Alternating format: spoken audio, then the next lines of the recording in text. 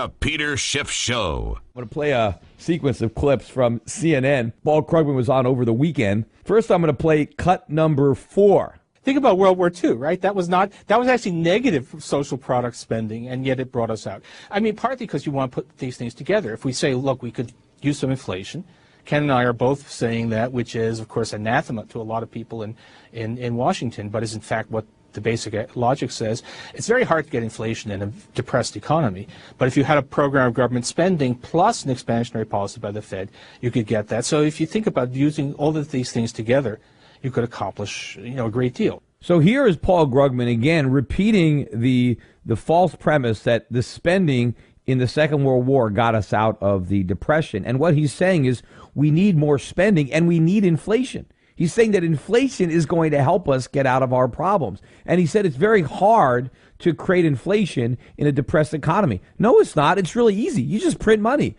Look at all the inflation in Zimbabwe. I mean, how much more depressed can an economy get? Is it difficult for the Zimbabwe government to create inflation? No, it's easy. You just run money off a printing press. I mean, one of the easiest things for governments to do is to create inflation. And in fact, the weaker your economy is, the easier it is to create that inflation. But again, what Paul Krugman is saying is that we need something like World War II. And he comes up with his own way to stimulate the economy. And if you remember, and if you don't, I wrote a column on Europac.net, and somebody actually turned it into a video, which I favorited on my YouTube channel. So go check it out, where I wrote a very tongue-in-cheek commentary about, hey, if World War II really got us out of the Depression, let's have World War III to get us out of this.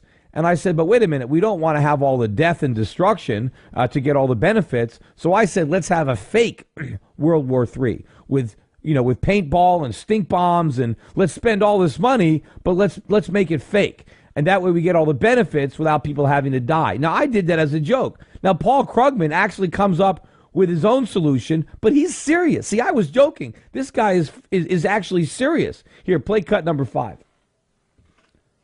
I mean, if we discovered that space aliens were planning to attack, and we needed a massive buildup to counter the space alien threat, and really inflation and budget deficits took secondary place to that, this slump would be over in 18 months.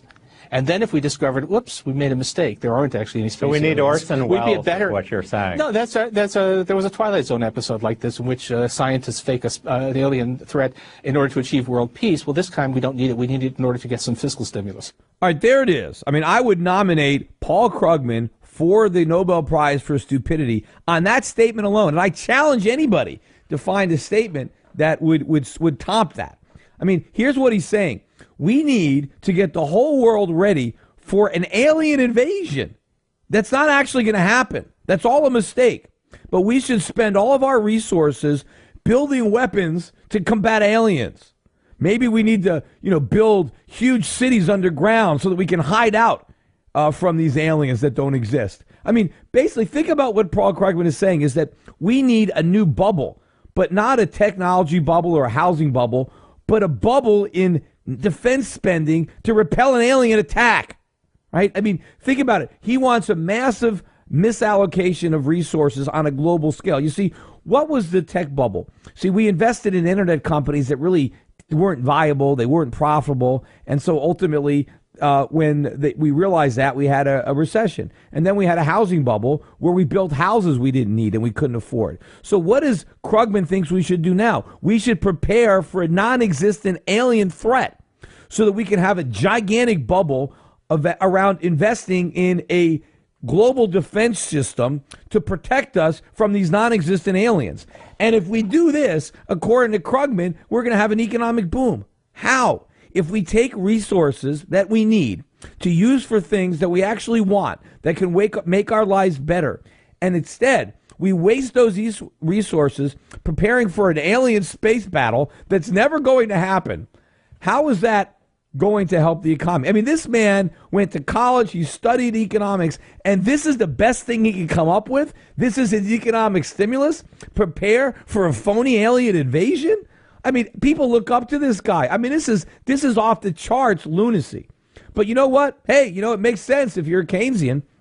Anyway, I got a little bit more sound to go into Paul Krugman's psyche To understand how this man thinks and the delusions of grandeur he actually harbors in secret. Here, this is from a 2008 interview on NobelPrize.org with Adam Smith. I guess not the Adam Smith, but an Adam Smith.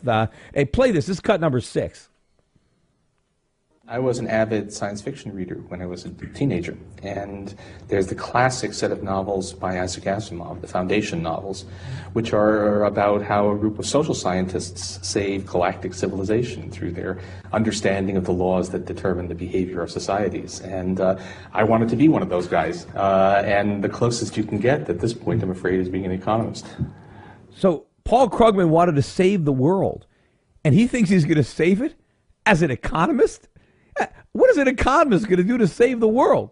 I mean, talk about delusions of grandeur. And listen to this, it gets better. Here's how Paul Krugman thinks he's going to save the world as Super Krugman. I mean, maybe we ought to dress him up in like a Superman outfit with a big cape, and he can have like a big, E on his chest, for super economists, and he's going to come and he's going to save the world. And here is how this superhero, Paul Krugman, thinks he's going to single-handedly save the world. Cut number 7. Do you still believe that economists have that role? Oh, in the novels, these people are able to predict with high accuracy what's going to happen and find the precise intervention that saves civilization. Economics doesn't work that good, but no, there's a tremendous amount of understanding that comes from economic models, and sometimes that understanding can be the salvation of the economy. I believe that we're living in one of those times right now. If we had only the level of economic knowledge that the world had in 1929, I believe we would have another Great Depression. The reason to believe that that won't happen is that we think we understand this thing at least somewhat better than our grandfathers did. So there we have it. He is going to save the world with his economic understanding. We're in a time now where it's not on the social scientists, but on the economists, that it's his job to save the world. We're about to collapse.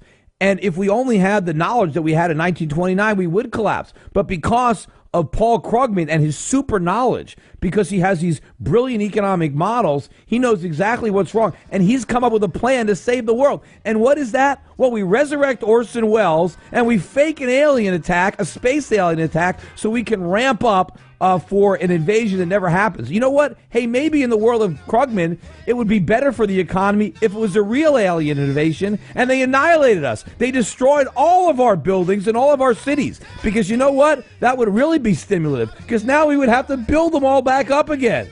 Watch out for those aliens.